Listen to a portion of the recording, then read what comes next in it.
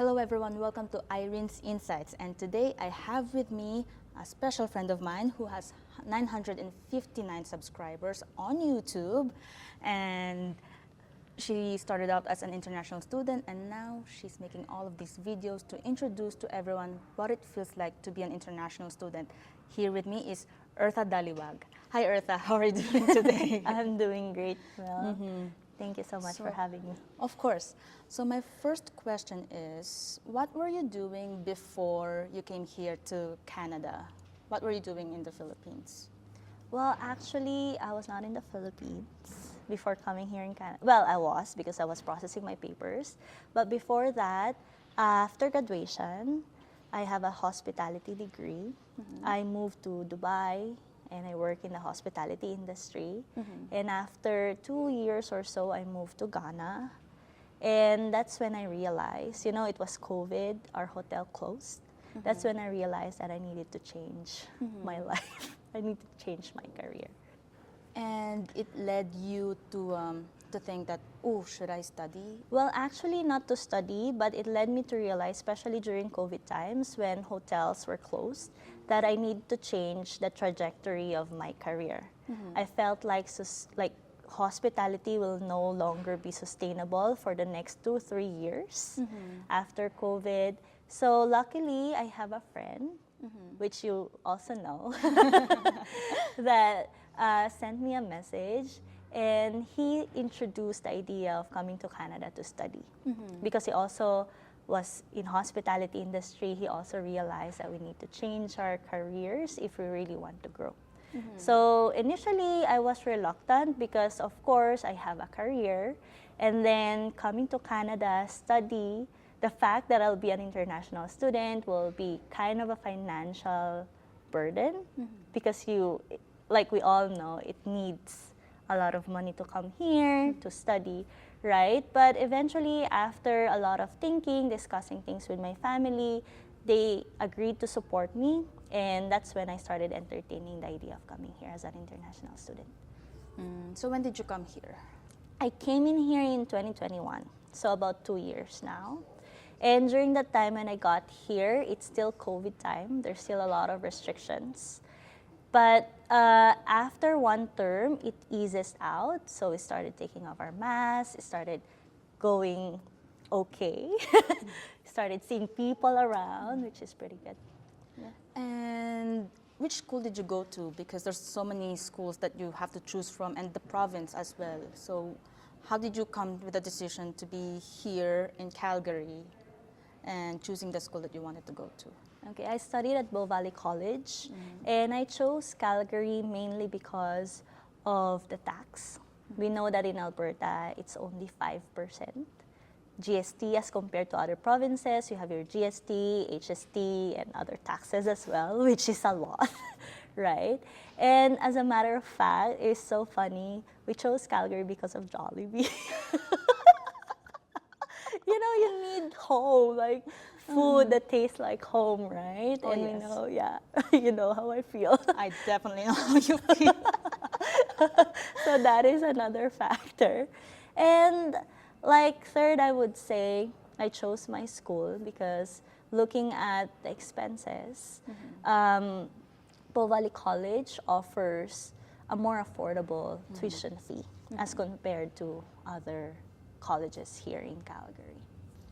And so can you walk us through with your experience? Like, what have you realized being on your first year and your second year in Bow Valley College?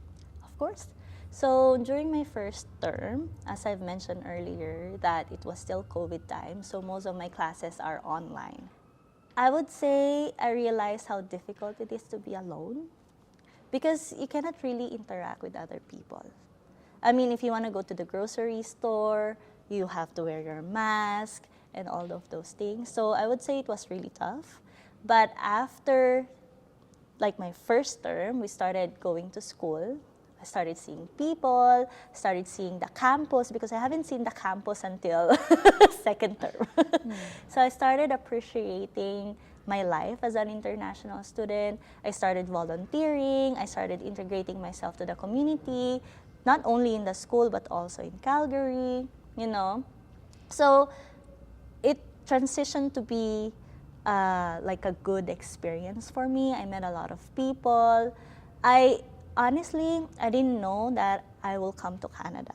I never dreamt of coming to North America because it intimidates me. You know, in the Philippines, we don't really speak English. And even though I moved to different countries, the English is not really straight English or not a North American English.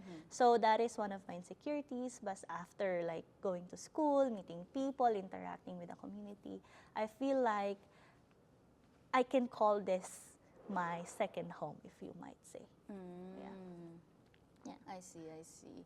And do you think with your involvement with school, do you think you've become more involved here than you were in the Philippines? Oh yeah, definitely. Because in the Philippines, I did remember that I was pretty young. I started college around 15 years old. So like, that's when you started growing, right? I'm not even legal technically when I was in college. So I would say there's a lot of restrictions. I'm not able to participate more in class. So when I started coming to school here, I made it to a point that I'll be more involved. I'll experience the college experience. So like coming here as an international student not only like made me grow to another field, but also made me grow as another person because it's kind of like a second chance in college. Yeah. And when did you graduate? I graduated spring 2023. And what have you been doing since? So like I would say I'm fortunate that right after graduation, I was able to land a job that is in line with my studies. I took supply chain diploma at Bovali College, and I immediately got a supply chain job. Yeah.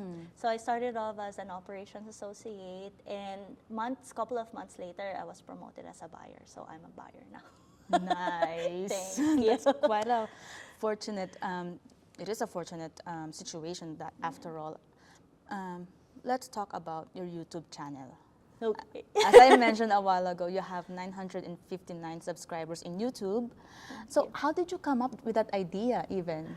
Oh, actually, when I was coming here in Canada, I was doing my research, right? One of the most common places to go to is YouTube, like look for blogs. And it's unfortunate that there's not a lot of YouTubers in Calgary, Alberta. So all you see are people in Toronto, British Columbia, and we all know that each countries, each provinces, they have their own protocols, they have their own experience. In Calgary, a lot of people say that you'll experience a very strong winter. But like if you look at vlogs, you'll have no idea how it feels like, how it looks like, right? So I decided that once I got an experience of being an international student here, I will share my experience to other people so that they can have more information and they can be more informed. Walk me through the process of how you come up with each of the ideas, each of the stories. Like, when do you start uploading them? And when do you start sharing them to everyone? Like, how do you keep track on that?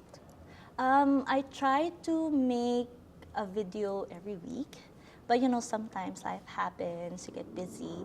But I try to keep up on a schedule. So what I normally do is, like during the weekdays, I will see what is relevant. So when I was still studying, I will just share my experience. Of course, like if it's first day of the term, so what am I supposed to do, right? And I will do that during the weekday, and on the weekends, that's when I film.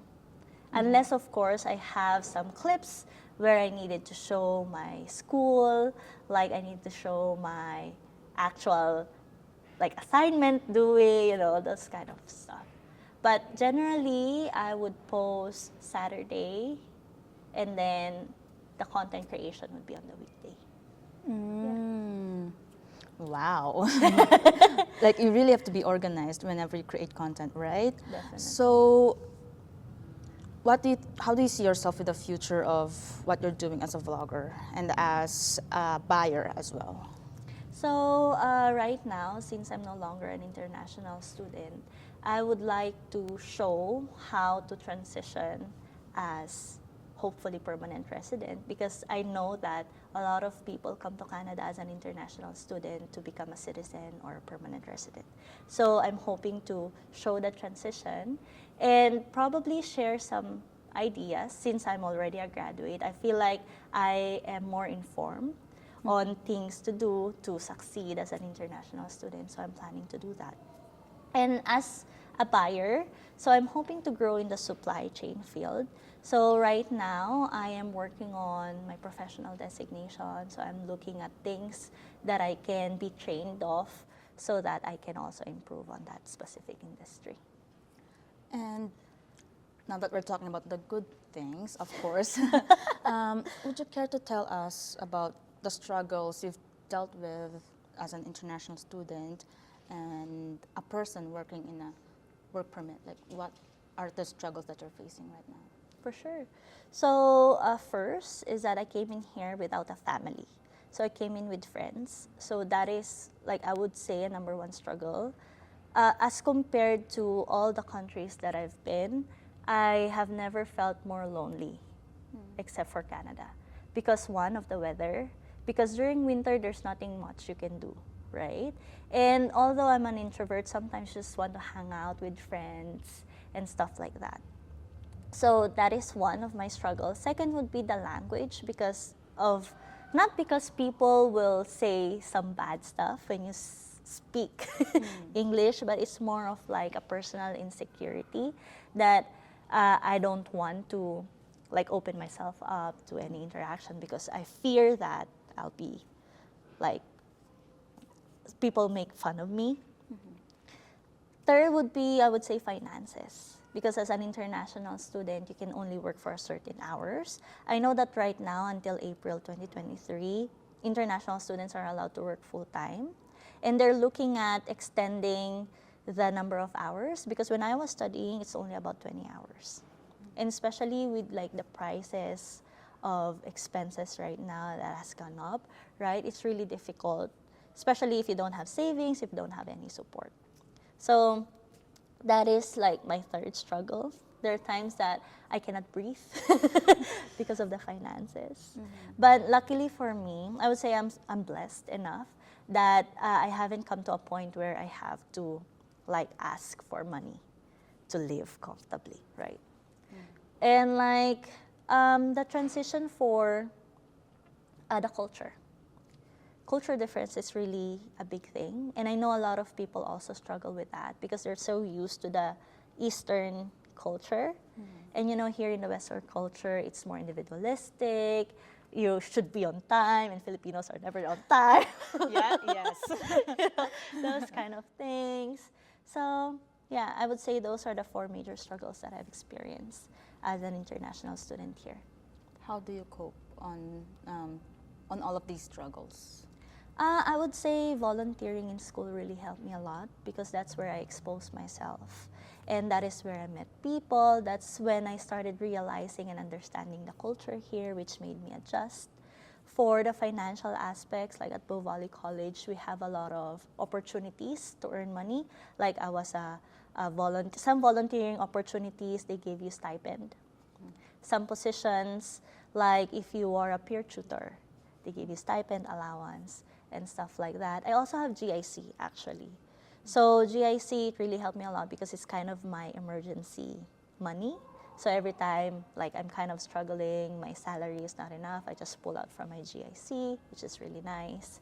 And like trying to schedule time with friends. Yeah, because since I don't have any family, like my friends are my family.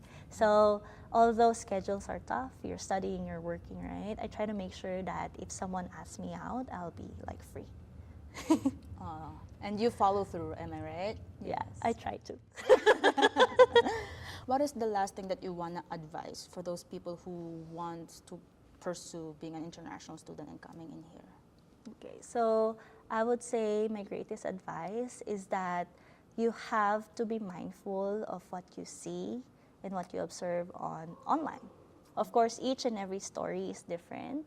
So like, you have to assess yourself first. You have to make sure that you know your capabilities. Because being an international student, it takes a lot of courage.